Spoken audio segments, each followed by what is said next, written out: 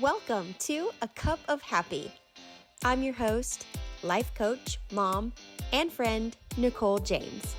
I'm so glad you've joined me to talk about life and the journey from our past to our future as we navigate the present in order to create our very best life. So grab your favorite drink, get comfy, and let's chat over a cup of happy. Hi friends, and welcome back to another episode of A Cup of Happy. My name is Nicole James. Today I'm going to introduce you to Jenn Borovy. Jenn is a former educator. I don't want to give away too much of her story, but I do want to say that she is doing some amazing work helping educators that are still in the system today.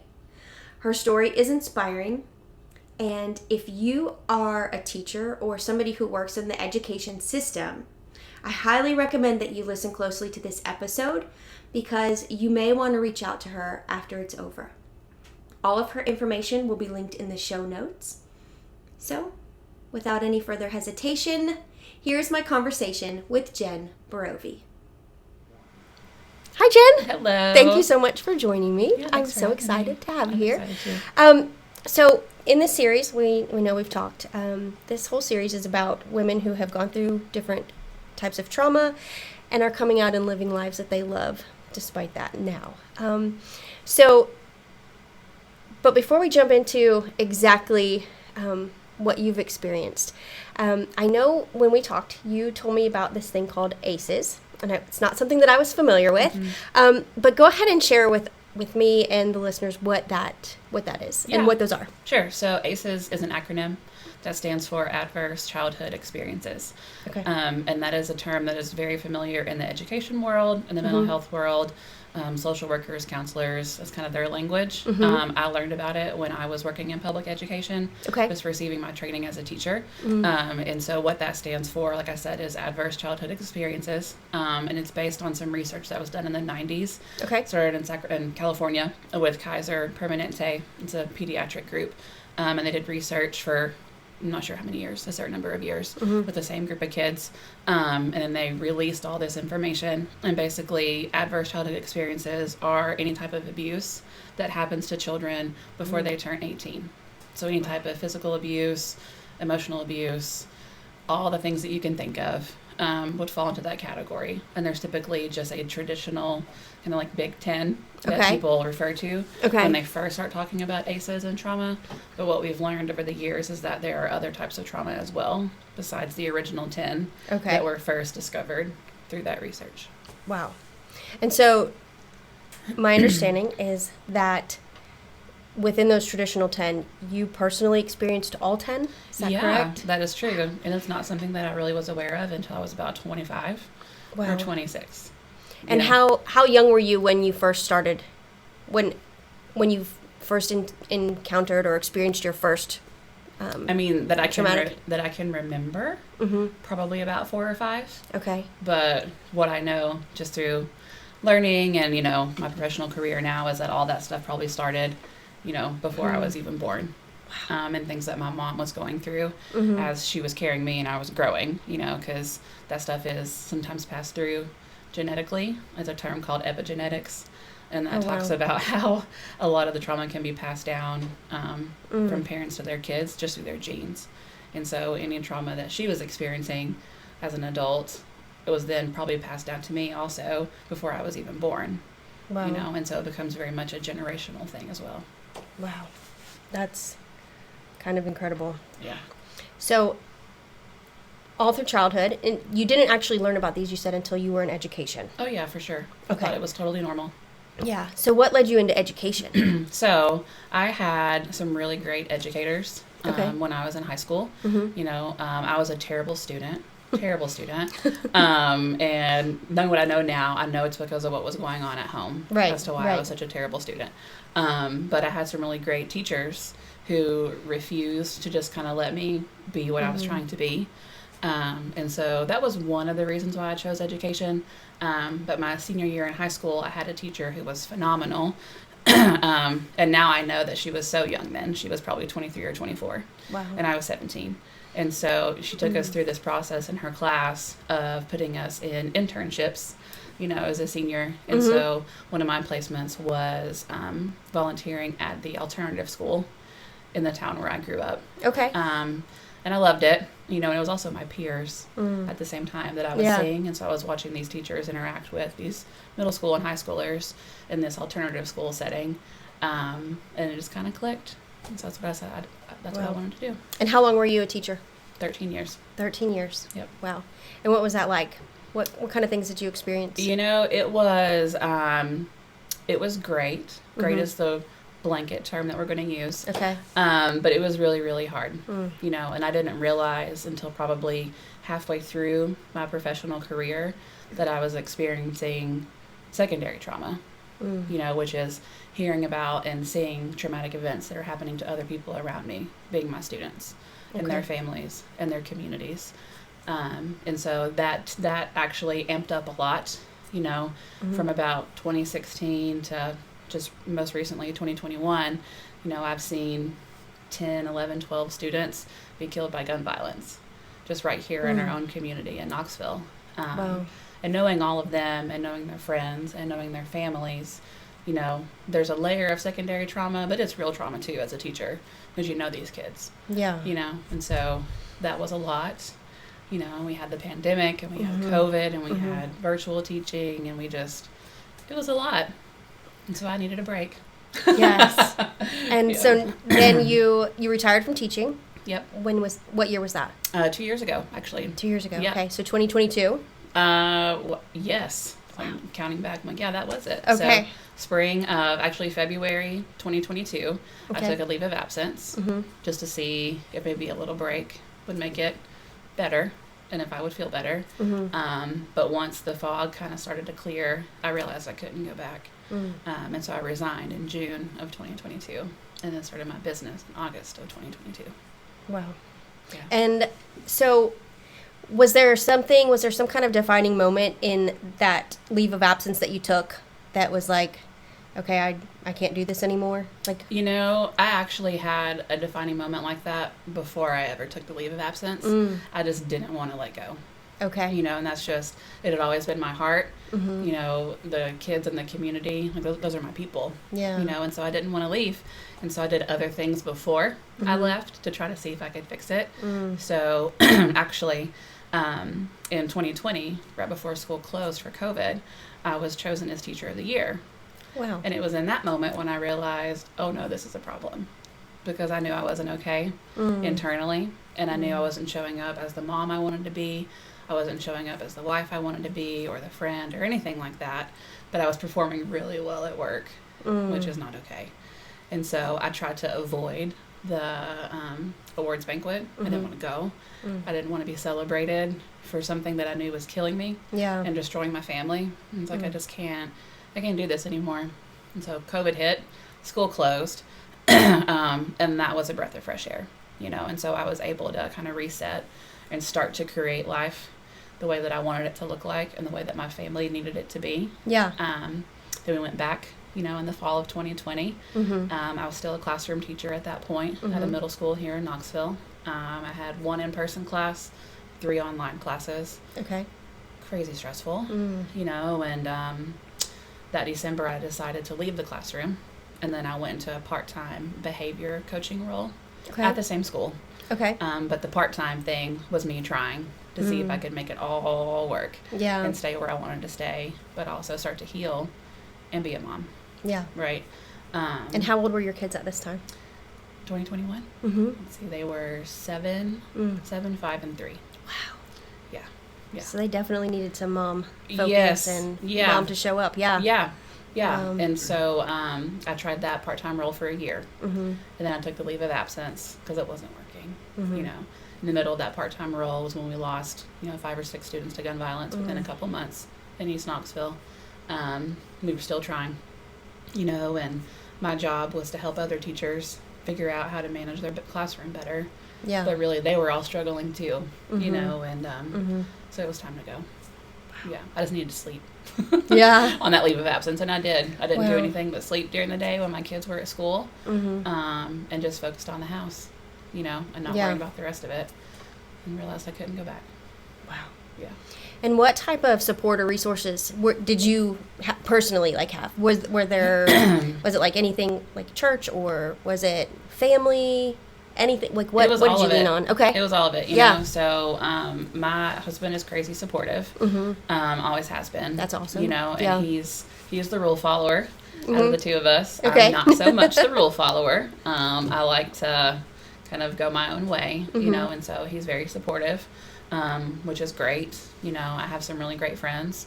Had some really good friends then in education that were supportive of me leaving. Yeah. That was huge.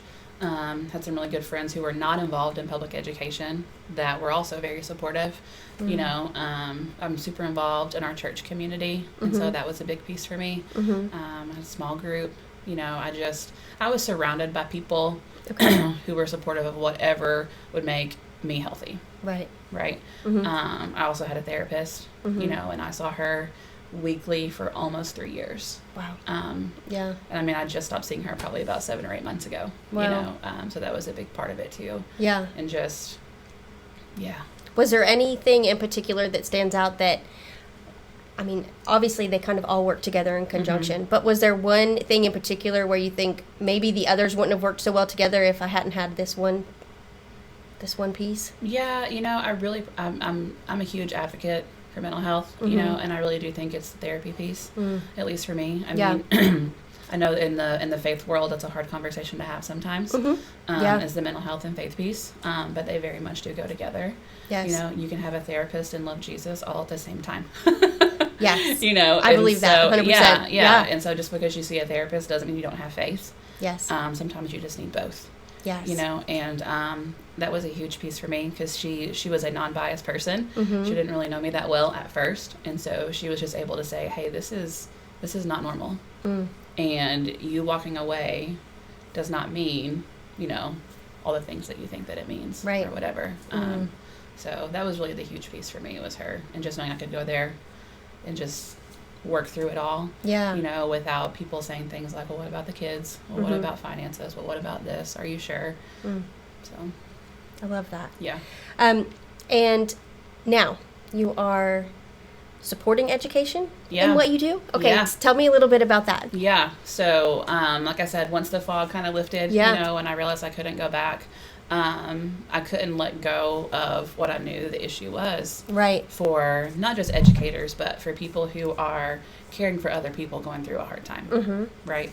And so I knew that they needed support to be able to handle what they're hearing and seeing, so they can do the jobs that they love and the jobs they've been called to do without having to walk away or without having to take a leave of absence or whatever that might be, you know. And so I started this business. The name of the business is 1010 Coaching. And so I partner with nonprofits and anybody in an education space. So whether that's a school, an after-school program, whatever that might be, people who are serving kids in the education space. And I work with them either in whole groups or small groups individually to talk through secondary trauma and to talk through what it is, what it's not, how you can see signs in your life of secondary traumatic stress, what that does to you, and just strategies you can put in place to deal with it and still do what you love. Because, you know, if you're an educator or working for a nonprofit, your clients or your students, you know, they really thrive whenever they have consistent people there for them. Right. And consistent relationships. But to be able to do that sometimes, you have to have the skills to say, hey, I know they're going through a really hard time, but I don't have to take that home with me. Yes. Like, that's not my hard time. That's their hard time. You know, and just know how to put those boundaries in place. Yeah. That's so important. Yeah. I feel like your heart is obviously in the education sector because that's where you were. Yeah. And you notice that. But I really feel like that's a great skill for so many other areas of life too, because we do, like, it's so easy to hear somebody else's trauma or to witness it and like take it on. Like, I've noticed it with my kids, especially during the COVID season when the TV was on nonstop and the news was going and you would hear all these stories and it would just break your heart. And it, you know, we got to a point where we literally had to turn the news off. Yep. Because you carry it, and we're not, I don't think we're created to carry the weight of the entire world like we are experiencing when we have news streaming 24/7. Yep. But I think that's a great definitely needed in the education sector Yeah. and beyond that too. So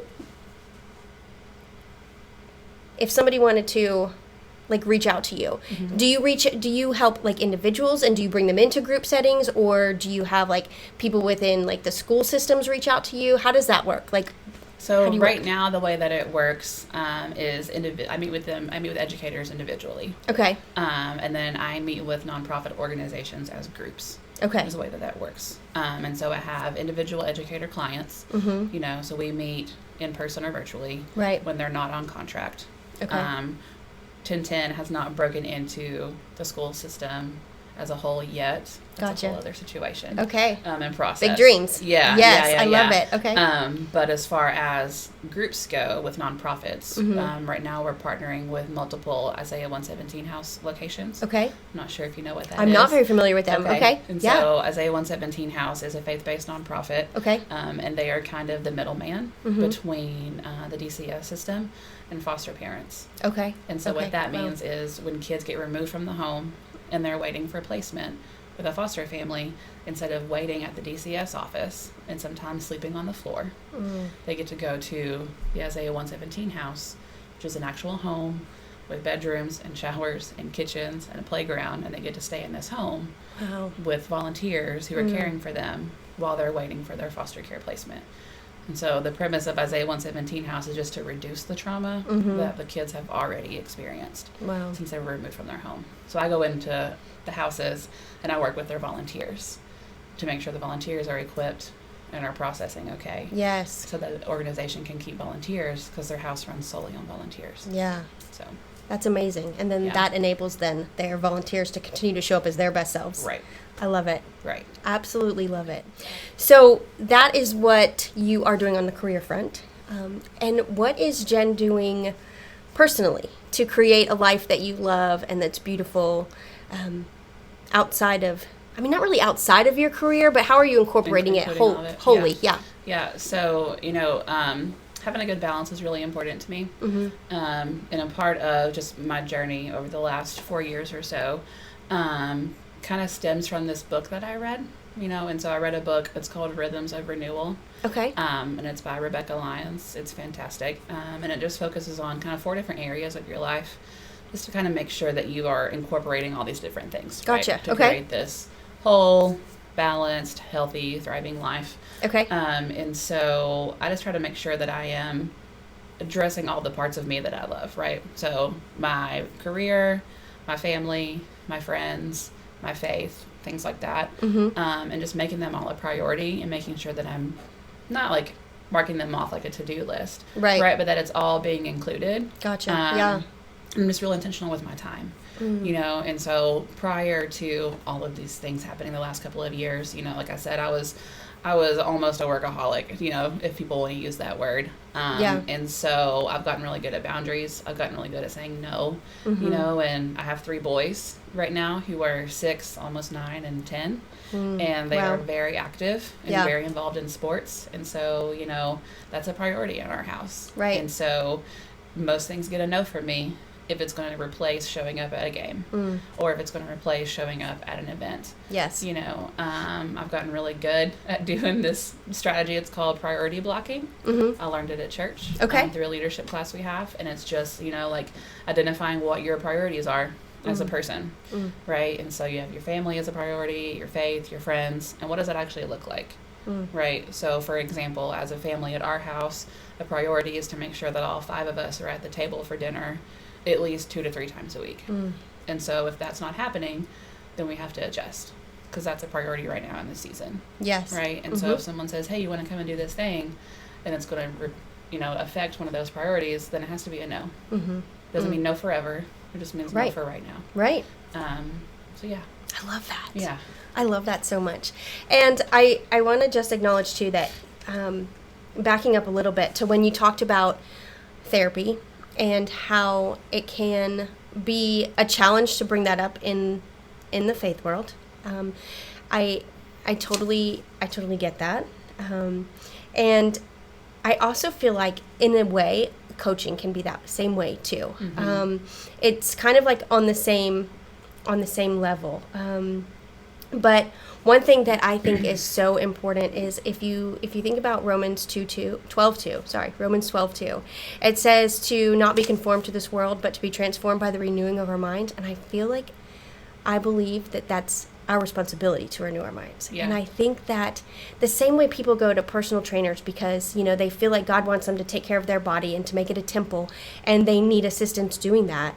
I think it's the same way, like with coaching, like that there's tools that we can apply to help cultivate that mindset that's going to help us live a life that we love, and that we're called to live, and that is filled with purpose. And sometimes that coach is that person that can help us. Yeah, absolutely. I believe it, 100%. So I also want you to say one more time the name of the book that you read. I want to put that in the show notes as well for people. Yeah, it's called Rhythms of Renewal. Rhythms of Renewal. Okay. We'll link that in the show notes as well. Yeah. And if anybody is interested in reaching out to you for coaching or anything like that, what is the best way for them to find you? The best way to find me is on Instagram. Okay. And it's at 1010coaching with a little underscore. Okay. You can message me there, or you can email me at 1010coaching at Gmail. Perfect. And we will link all of that in the show notes as well.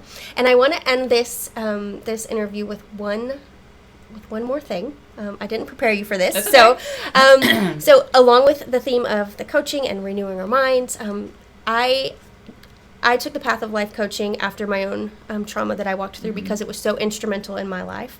And one of the things that I love about it is the fact that we can do simple little things to help improve our mindset. And one of those is every day to find 3 things that happened within the last 24 hours to be grateful for. It's just a simple way to kind of train your mind to look for the good and the positive. Yeah. So if you can think of 3 things that have happened for you in the last 24 hours that you can be grateful for, I'd love for you to share them. Yeah, sure. So let's see, this is real simple. My middle son, he's the one who's almost 9. He'll be 9 next week. Okay. He is a huge sports fan. He will, wake up in the morning and check sports stats of all of the games. Doesn't matter what sport it was. That's just who he is. Yeah. And so yesterday after school, he said, "Mom, can we go home and watch all the NBA games that are on and just order pizza and chill?" And I was like, yes. Yes, love sir. It. And so he knows that I love that too. Basketball is my favorite sport. And so I'm just grateful for that time, with him. Yesterday I also attended a women in entrepreneurship conference at UT on campus. Oh, nice. And that was really great. I'm grateful to have the time and the opportunity to go and to be able to make my own schedule and to continue to grow and develop, professionally. And then this morning I got to sleep in. Love it. So we are grateful for rest. Yes. For the house full of kids. They're finally at the age to where they leave mom and dad alone for a little while in the morning. Yes. And so I got to sleep, and it was great. I love it. I love it. Okay, well, Jen, thank you so much. Yeah, thank you. For anybody that would like to get in contact with Jen, again, her information will be in the show notes. Thank you so much. Yeah, I've really enjoyed this. I appreciate it.